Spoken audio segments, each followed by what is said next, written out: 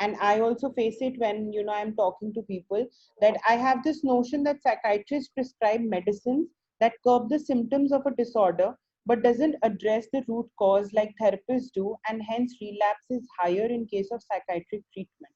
Can you clarify? I'm missing out on some aspects. All right. So it's a very nice question, Chetna. I am glad you asked this. Um for a lot of people, uh, the belief that medications are something that don't treat or work on that sense is quite common. I think we kind of need to look at mental health problems in terms of physical disorders like asthma. If you have asthma and you kind of take inhalers and pump and you control that for some point of time, yes, the asthma can come back after a couple of years or sometime. What you do is you make changes in the environment, you exercise, you do a lot of things. The same way remains true for a lot of mental health problems. Let us take depression as, because it's one of the most common mental health problems. You have a lot of, everyone has their own issues, stress, possibly traumas, childhood experiences that brings them a different type of vulnerability towards a mental health problem.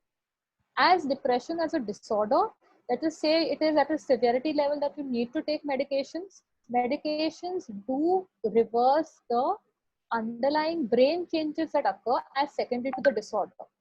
However, if you do not work on your underlying stressors, issues, trauma, they will continue playing a role in your life, and sooner or later their effect will again come forth. Second thing that therapy does, it actually teaches you techniques so that when symptoms are at a lower level, if you reapply them, you can often, very often bring in control before they escalate.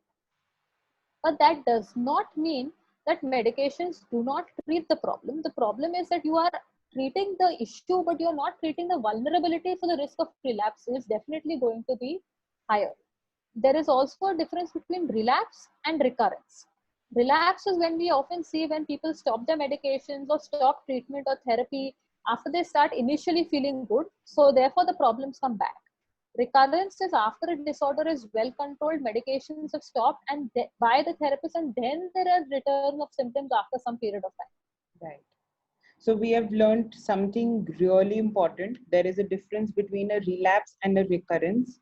And it's very important to identify if it's a relapse or a recurrence if a client or a patient is coming to you.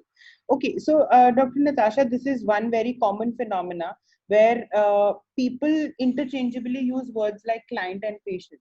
So, Yeah. so can you tell a difference between this? I think in terms of psychiatrists, because we are doctors inherently, we kind of look at a person as a patient, or that's the way our mental terminologies are. But they are often used interchangeably when it comes to mental health. Mm-hmm. Yes, because we are doctors, we first look at a person as a potential patient. That means if there's anything medically wrong with them, if they're on medications for other causes, what if we are giving medications, how that impact will be, and things to that sense. Wherein, in terms of a therapist, they're looking at that person as a client, not a patient, because of this.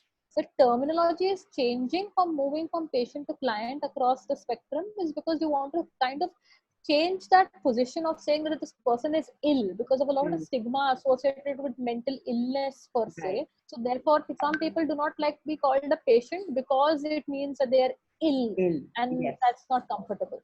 Okay, all right. Thank you for answering that. And one question is that can psychiatrists learn psychotherapy? So psychotherapies are different and varied, Right. right? You can, it includes reconstructive work, re-educative work, psychoanalytic work. Generally, a reasonable number of psychiatrists have some amount of training, and some of the basic therapies like CBT, REBT, they may have done certification courses in that, in hypnosis. So again, when it comes to psychotherapy, I would say there is almost nobody in the world who can do all psychotherapies, Yeah. right? If a person is trained in it, they should practice Okay. it, right? And that is dependent on the individual's ability to kind of learn, do things, work hard, and get the training required for whatever specialty that they're looking at. Right. So I would say that if you are talking to a psychiatrist, ask them specifically, are you trained for it? Mm-hmm. Or this is something that you are aware of. So we often, when we talk to patients, all of us use or I'm sure even if you're, like, for example, trained in a specific type of therapy, you can use elements from other types of therapy, Absolutely. right? That is different from practicing a therapy, Right. right? So Right. using certain therapy techniques is different from practicing a therapy. So while most psychiatrists, as far as I know, are aware of and have some experience in certain therapy techniques, they are not doing therapy per se Mm-hmm. for their patients. Okay, but they can get trained in that if they They wish can to. get trained with that. Yeah. Okay. So some things they will not, like for example, advanced level EMDR, they may not be, they are not eligible for that training because you need certain basics before that, right? Right. But CBT, for example, is something that you can get trained on reasonably easily. Hmm. So, Okay, all right. And one question which also solves this question that we have. So you mentioned that you have been in UK, and you know, we always see a trend that psychologists or psychotherapists, if I say so, are allowed to prescribe a general amount of medications, like for very general issues abroad, and not in India. So does it help to do like a PsyD abroad and then come back to India, and then you can start practicing as, you know, a psychiatrist? Because this generally I've seen people doing. right. So if you do that in India currently, as per the laws, it's illegal, Right. right? Ideally, I can't, even if I know about Ayurvedic medication, I can't prescribe Ayurvedic medication Right. legally. So I need to have that certification. If my certification lapses, if I am no longer registered with, let us say, the Maharashtra Medical Council, if I don't renew my registration, I cannot prescribe. So Right. I would really advise you to exercise caution. Mm-hmm. What I mean to say is sometimes things go wrong without them being intended to. Right. You're given some medications, the patient has a very rare adverse side effect. That can happen even if a psychiatrist is prescribing it. I'm not saying it is because a therapist is prescribing, but if you are found that is happening, it can become a very major medical legal soup that you can be in. Right. I would really suggest that you kind of identify a mental health professional, a psychiatrist whom you can work comfortably with, right? Even for example, when I work with my therapist, I try to talk to them and say, okay, are you doing therapy specifically for anxiety? So when I medicate, I will medicate just enough that they have some anxiety left. Because अगर anxiety पूरा खत्म हो गया, तो फिर काम किस चीज पे करो? Right. Right? So it's the conversation that we Right. need to have between the therapist and say what are our goals. If you need this, if you need the person sleeping better, so on and so forth, we kind of work with that. So Absolutely. it's working together. So sometimes my role is supportive, sometimes my role is therapeutic. It depends on how the team envisions the well-being of a patient. Okay. So, so what we gather from this information is that it's not about superiority or inferiority. That, you know, psychiatrists are superior because they have a medical background, and psychologists are not, because in India they have been given a humanistic background, like humanities background, right? So it's not about inferiority and superiority. It's about how to work together and how to be a team. So, for our all budding professionals, or all psychologists or people present here, professionals or students, can you give us some tips or something, you know, to bridge the gap wherever they go in an organization, wherever they are working? Right. I think the first thing is that you need to kind of, I think when you refer a client, both ways, I think it's important to give a background, important to give a general vision and what you are referring for, Mm-hmm. right? If you don't give what you're referring for, then that person may be, the person you refer to might just say that, okay, you don't want this patient anymore, you don't want this client anymore, then it's coming over to me. So you have to be very open and honest. Having conversations when things seem to be getting a little difficult, something is going wrong, there's a crisis coming up with your client, keeping the other member of your team updated is also important. So like I said, when you work in a team, if I know something's going wrong or this person's reached out to me, I would also inform my therapist colleague and say, okay, just so that you know, before your next session, this is something that has, been a little amiss in the last time, from the time I have talked to my client or so. Having an open channel is important. Right. My only strong suggestion in this is, sometimes what happens is if your client is extremely suicidal, homicidal, that is when possibly one person will have to make a decision over the other. So, for example, if one person thinks that this patient needs to go to an inpatient setup, while the other isn't, I think the decision then comes in one person's hands. That's, I think, the only time where a question of who decides is going to become important, because legally you need that kind of backing. Right. So, again, if you're working together, I don't see any reason why this cannot be resolved. Right. Right. Absolutely. So, open communication skills and understanding maybe that you will have a better, rhythm with one doctor versus the other is also important, because you cannot be, it's not possible for all of us to get along with everyone all the time. That's not Right. humanly possible. So Right. sometimes you just find a mix with someone else. Right. So it's just as simple as, your parents decide that I will earn, one decides that I will earn, one decides that I will take care of the home.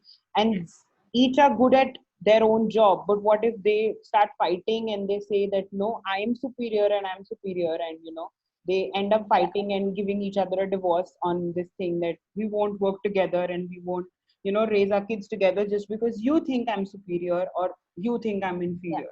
So it's just as simple as that. Working in a team helps a happy, healthy development of your client, just as a happy, healthy development of your child. So it's as simple as that. It's as easy as that.